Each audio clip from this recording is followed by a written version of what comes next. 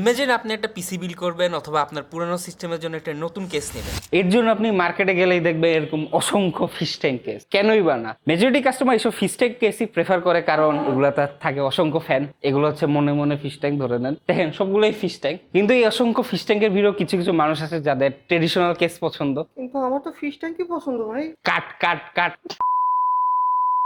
এর জন্য বাংলাদেশের most of the OM brand কিন্তু ফিশ ট্যাঙ্ক কেসগুলোই প্রেফার করে, কারণ মানুষের চাহিদাও বেশি এসব ফিশ ট্যাঙ্ক কেসের ক্ষেত্রে। কিন্তু ইন্টারন্যাশনাল যে ব্র্যান্ডগুলো আছে লাইক লিয়ানলি, কুগার, আসুস, এরা কিন্তু এখনো ট্রেডিশনাল কেসগুলো বানিয়ে আসছে লাইক দিস। এটা হচ্ছে কুগারের নতুন এয়ার ফেস 180, যেটা হচ্ছে একটা ট্রেডিশনাল কেস।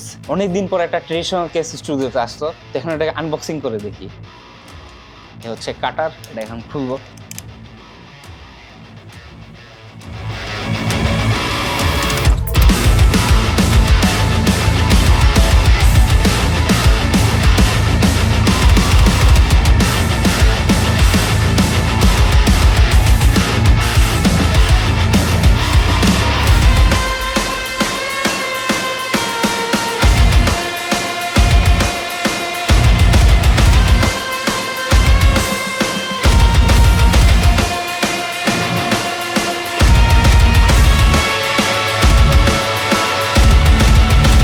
প্রাইস দিয়ে শুরু করলে ব্ল্যাক কালারের কেসটির প্রাইস হচ্ছে 6,000 টাকা। আর এটার একটা হোয়াইট ভেরিয়েন্টও আছে যেটা এখনো বাংলাদেশে আসে নাই, সো ওটার প্রাইসটা এক্সাক্টলি এখন বলতে পারছি না। হোপফুলি ওটা সুন বাংলাদেশে চলে আসবে। আর এই কেসের কম্পিটিটর বলা যায় Gamdias Talos M3, Gamdias Athena M3, DeepCool CH370, NZXT S3 flow, আর অসংখ্য কেস। যেহেতু ট্রেডিশনাল কেসগুলো এত চাহিদা নেই, সো এগুলো বাংলাদেশে এত অ্যাভেলেবল না, তো আপনার একটু খুঁজে নিতে হবে এই কেসগুলোকে। কিন্তু ফিশ ট্যাঙ্কের অভাব নেই, সো এই প্রাইস রেঞ্জে আপনি অনেক অনেক ফিশ ট্যাঙ্ক কেস পেয়ে যাবেন। আর অন্য কিছু কেস আছে লাইক লিয়ানলি ল্যান্ডকুল 207, এই কেসগুলো বাংলাদেশে এসেছেও কম। আর যেহেতু একটু ওল্ডার মডেল, তো এগুলো একটু আপনার মার্কেটে খুঁজে বের করে নিতে হবে আপনার যদি ওগুলো নেওয়ার ইচ্ছা থাকে।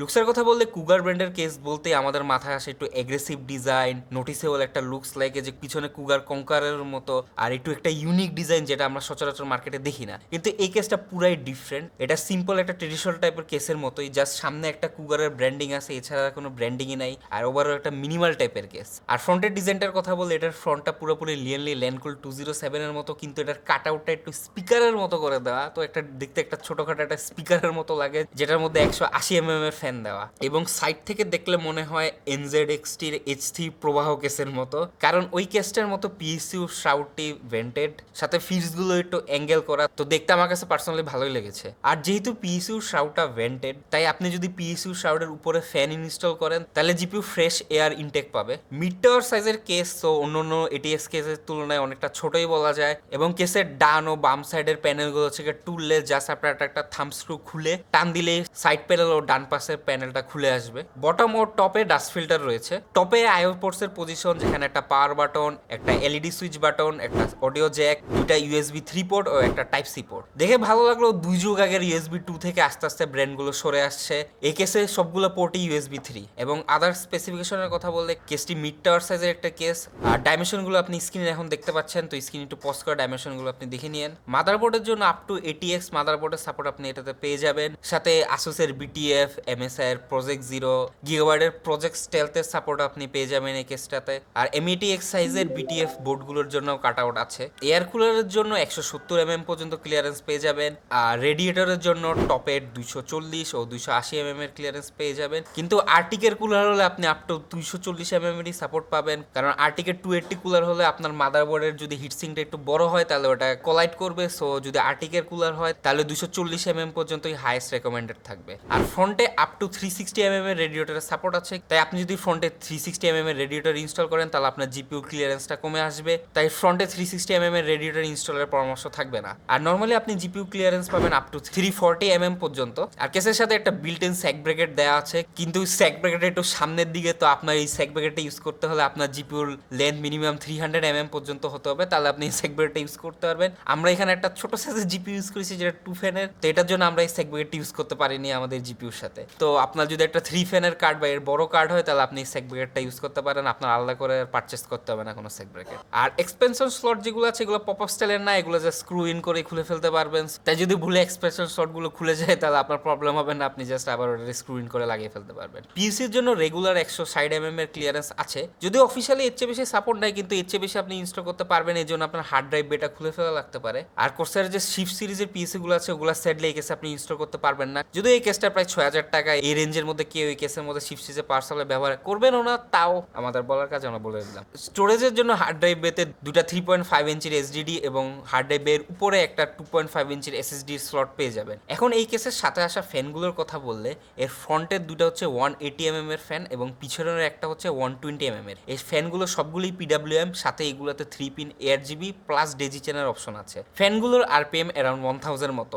আর কেসটির সাথে একটা ARGB হাব আসে যেটা আপনি বাটনের মাধ্যমেও কন্ট্রোল করতে পারবেন, আর এটার সাথে একটা 3 পিন ARGB আছে, তো আপনি চাইলে ওটা মাদারবোর্ডের সাথেও সিঙ্ক করে কন্ট্রোল করতে পারবেন। আর হাবটিতে আরো এক্সট্রা 2টি কানেক্টর আসে, সো আপনি যদি ওই হাবটিতে আরো কোনো ARGB ডিভাইস কানেক্ট করতে চান ওটাও আপনি করতে পারবেন। ফ্রন্টে 180 এর ফ্যানগুলো ছাড়া আপনি চাইলে 3টা 120 এর ফ্যান, টপে 2টা 120 বা 140 এর ফ্যান, আর পিসিউ শাউডের উপরে 2টা 120 এর ফ্যান ইনস্টল করতে পারবেন। সো 120 এর ফ্যান হলে টোটাল 8টা ফ্যান ইনস্টল করতে পারবেন আপনার চয়েস অনুসারে। আর যেহেতু পিসিউ শাউডটা ভেন্টেড, তো আপনি যদি বটমে ফ্যানগুলো ইনস্টল করে ওগুলো একটা প্রপার এয়ার ফ্লো পাবে। এখন কেবল ম্যানেজমেন্টের কথা আসলে, কেসের সাথেই সাদা বক্সে আপনি 10টা জিপ টাই পাবেন, আর কেসের সাথে ইনক্লুডেড ভাবে 2টা প্রি রাউটেড ভেলকোটাই আসে। সো মোটামুটি সুন্দরভাবে একটা কেবল ম্যানেজমেন্ট করে রাখা পসিবল, কিন্তু চাইলে আপনি আমাদের মতো কেবলগুলো ছড়িয়ে ছিটেও রাখতে পারেন। আর কেবল রাউটিং এর জন্য সবগুলো কাট আউট প্রপার পজিশনেও আছে। কেসের ফ্রন্ট আইওর যে পাওয়ার কানেক্টরটা আছে ওই কানেক্টরটা অন্য কেসের মতো সেপারেটেড না,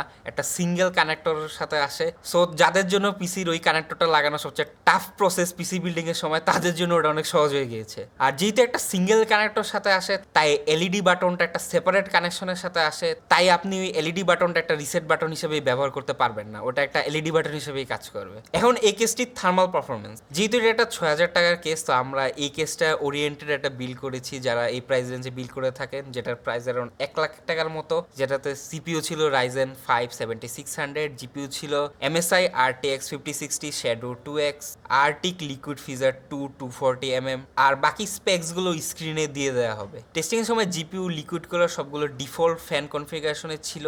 আর কেসের সাথে আসা ডিফল্ট ফ্যানগুলো আমরা 800 RPM এ রান করি। আমরা একটা 15 মিনিটের স্ট্রেস টেস্ট করি, যেখানে ক্লোজ কেসে সিপিইউ টেম্প ছিল 71.8, জিপিইউ টেম্প ছিল 70.3, ওপেন কেসে সিপিইউ টেম্প ছিল 70.6, জিপিইউ টেম্প ছিল 70.8। সো এখানে আমরা একটা 1 ডিগ্রি নোটিসেবল ডিফারেন্স নোটিস করি, যেটা এত মেজর না। আর যেহেতু আমরা ফ্যানগুলোকে একটু লোয়ার আরপিএম এর দিকে রান করেছি, তো আপনি যদি এখানে একটু ফ্যানগুলো স্পিড ফুল করে দেন তাহলে টেম্পারেচারটা একটু স্টেবল হয়ে যাবে। সো ওভারঅল টেম্পারেচারের দিক দিয়ে আমাদের কোনো কমপ্লেন নেই। এখন প্রোজ এন্ড কনসে আসলে, প্রথমে বলতে হয় এটার প্রাইস। কুগার একটা ব্র্যান্ডের কেস, যেটা আমরা এখন 6000 টাকার মতো পাচ্ছি, এটা একটা ভালো ডিল বলা যায়। আর এই কেসটার সাথে 180mm এর ফ্যান আসে, যেগুলো আবার 3 পিন ARGB প্লাস PWM plus daisy chain plus ARGB হাবটাও আছে। আর কেসের সাথে আসা ইনবিল্ট জিপিইউ সেক ব্র্যাকেট, আর একটা ভালো হচ্ছে 2 যুগ আগের USB 2 পোর্টটা মাইনাস। আর কনসের কথা বললে, এই প্রাইস অনুযায়ী এটার বিল কোয়ালিটি আরেকটু বেটার হতে পারতো, বাট যেহেতু 180mm এর ফ্যান্স আছে প্লাস ARGB হাবটাও আছে, so overall no complain. But যদি একটু বিল কোয়ালিটিটা বেটার হতো তাহলে আরেকটু ভ্যালু ফর মানি হতো। এখন এই কেসটি কাদের জন্য? যারা একটা ট্রেডিশনাল কেস খুঁজছেন, যাদের ফিশ ট্যাঙ্কের প্রতি অ্যালার্জি আছে, লাইক মি, যাদের ফিশ ট্যাঙ্ক কেস একেবারে ভালো লাগে না, আর ওভারঅল একটা মিনিমালিস্টিক কেস চাচ্ছেন যেটা আপনার টেবিলের মধ্যে জাস্ট রেখে দিবেন আর পিসি কম্পোনেন্টস গুলো একটা প্রপার এয়ার ফ্লো পাবে, তাদের জন্যই মূলত এই কেসটা। আজকের জন্য এই পর্যন্তই। আল্লাহ হাফেজ।